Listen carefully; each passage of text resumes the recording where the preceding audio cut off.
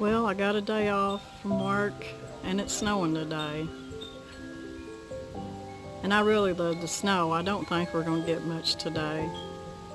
But I thought it'd be a good day since I've got time to make some candy.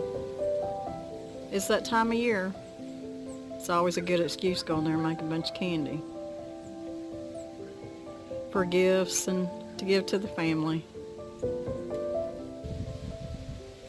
So I'm going to go inside where it's warm. And we're going to make some toffee.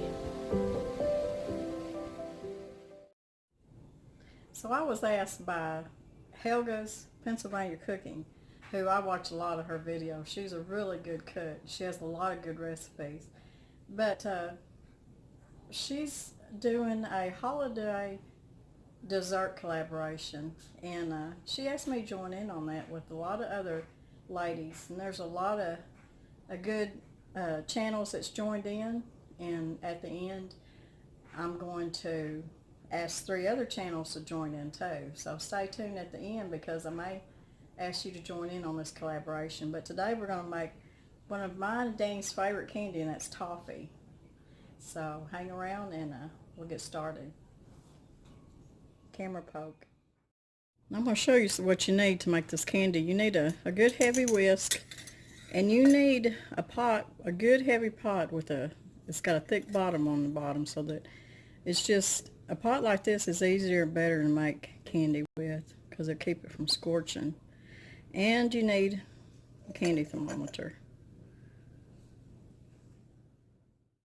You're going to need 2 cups of butter, a tablespoon of Karo syrup, 2 cups of chocolate chips, a half a teaspoon of salt, a half a cup of chopped pecans, and 2 cups of sugar.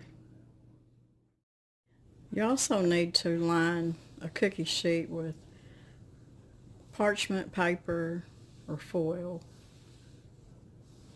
So I'm going to get started. I'm going to put my stove on about medium. I don't want it too high.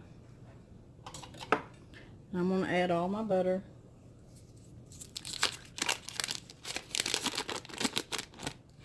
Now, usually the recipes call for unsalted butter, but I don't use unsalted butter, so salted is what I've got.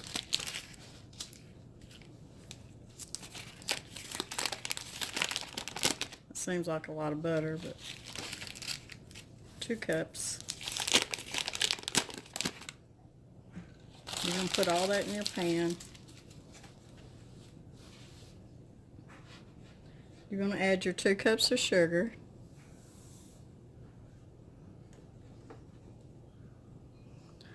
And a tablespoon of Karo.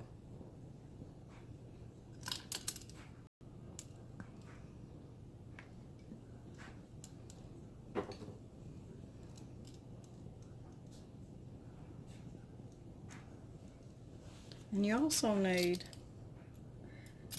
a teaspoon of vanilla. I forgot to mention that a while ago because I didn't have it out. You need a teaspoon of vanilla.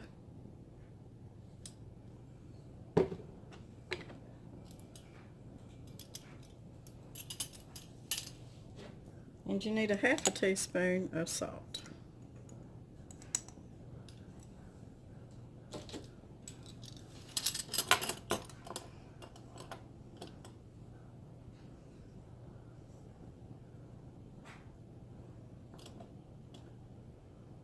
Now I'm going to let this melt, the butter melt, and as it melts I'll start whisking and stirring it. Your candy thermometer needs to come up to 290. That's the hard crack stage. So I'm going to let this get started, and I'll come back to you in just a minute.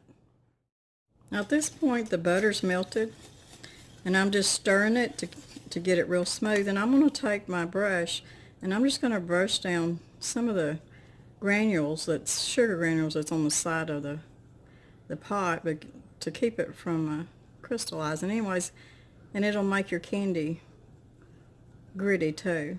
So just get that brushed down a little bit. And I'm going to bring this up to a boil. And I'm going to keep stirring it. This ain't something that you want to leave and do a few dishes or something or answer the phone. You got to keep stirring. And I'm going to let it boil till it gets to 290, which should take 10 to 15 minutes. And you want it to be a little bit of a caramel color too. So I'm just going to, it has come, you see how it's boiling, see the little bubbles around the edge. And I'm just going to continue to let it do that, but I'm going to keep stirring. And we'll be back in 10 or 15 minutes. Okay, we're at 250 right now, and this is where we're at. Should take maybe about 5 more minutes, and I've been stirring for 5 minutes, so maybe we can get this done in 10 minutes. Okay, my candy thermometer is at 290, and it took about 12 minutes. And you can see how it's a light caramel color. So I'm going to turn my heat off, and I'm going to bring it over here, and we're going to pour it on our pan. Okay, I've got a jelly roll pan. I've got it lined with parchment paper. And Mr. Brown put just a little bit of butter on that parchment paper for me. You don't have to do that, I don't think, but I just thought I'd do it. And you want to set your pan on a rack so that, because this will be hot and you don't want it to scald your countertop. So I'm going to start pouring this out.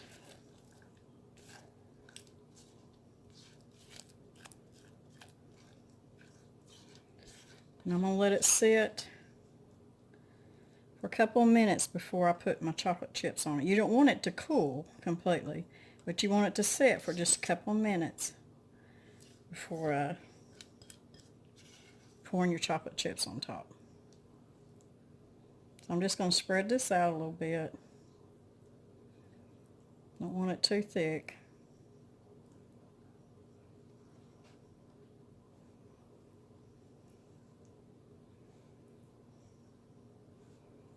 So let's let it cool just a minute and I'll be back. Okay, I'm going to start adding my chocolate chips over the top.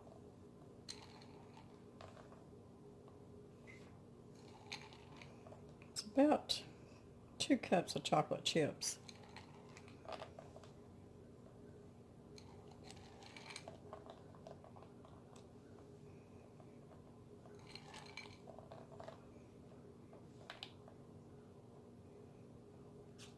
They should start melting here a little bit to where you can spread it out.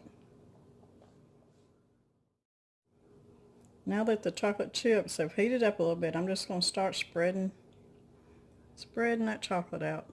You don't want to push down on it too hard though. But it's got them chocolate chips at a temperature that they will melt to where you can spread them.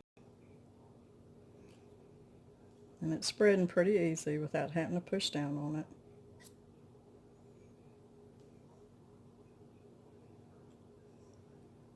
I know Mr. Brown and I, we love them Heath bars. I guess this is probably one of my favorites besides homemade fudge.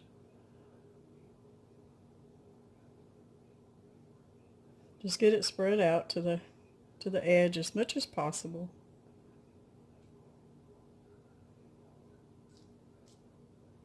It's really pretty. Smooth it out just a little bit.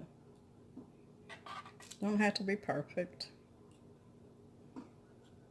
Now, I'm going to take about a half a cup of chopped pecans, and I'm just going to sprinkle them over the top lightly.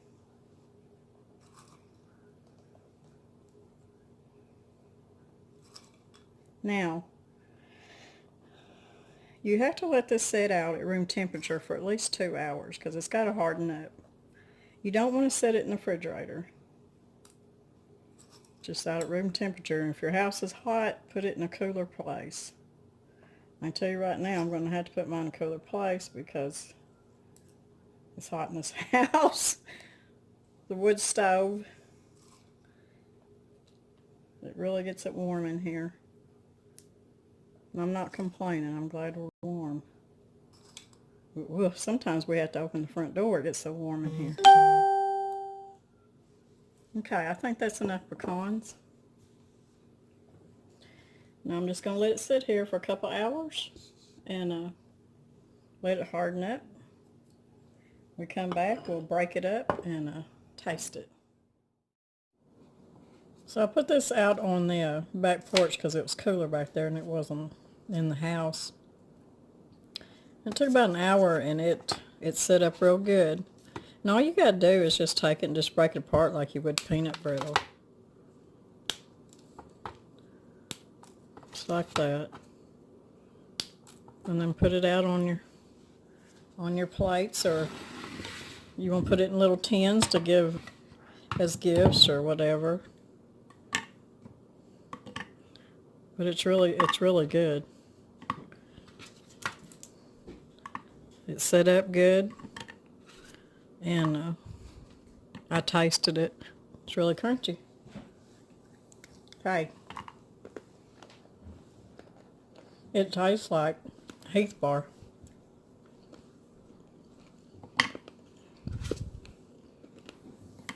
So it's not hard to make. It's a little time consuming, but not too bad. It's just standing there and stirring it for 10-12 minutes. That's about the hardest part. But it's really good candy. So if you like hard toffee, try this recipe. It's really good. And it makes quite a bit.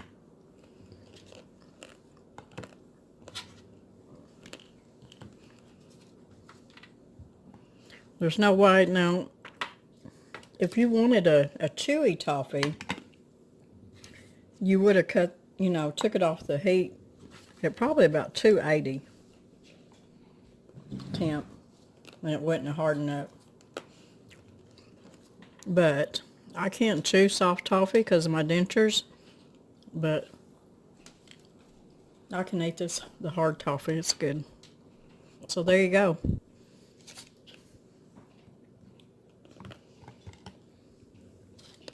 Y'all try it. It's a good dessert. It's a good candy. It's a good candy to give as gifts, or just keep yourself and eat all of it. Y'all, I want to thank Helga's Pennsylvania Cooking for bringing me in on this collaboration. I had a lot of fun with it. It's the holiday dessert collaboration. And I hope y'all like my recipe. It's a really good toffee recipe.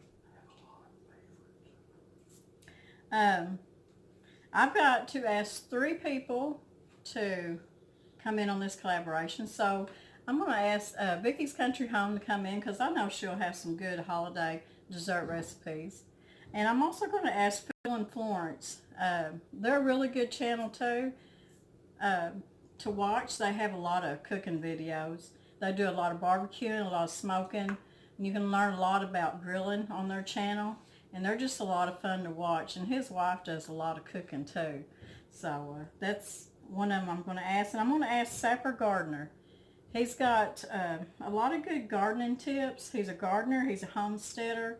And he has a really great family. So I'm going to ask him to join in too, because I figure he's got a lot of good dessert recipes for Christmas. So that's the 3 I'm going to bring in on the collaboration. You can do 1 dessert, you can do 2, or however many you want. And then when you do it, make sure you add that it's the holiday dessert collaboration, and we'll put you on the playlist. So anyways, I hope y'all like this recipe. It turned out really good. I had to put it on the back porch, of course, to let it cool off good, but it did turn out good. So if you like this recipe, give me a thumbs up. Come back and see me. Subscribe if you haven't subscribed. And share it. Share it with your friends. So So y'all have a blessed day and have a Merry Christmas, everybody. And we'll see you next time.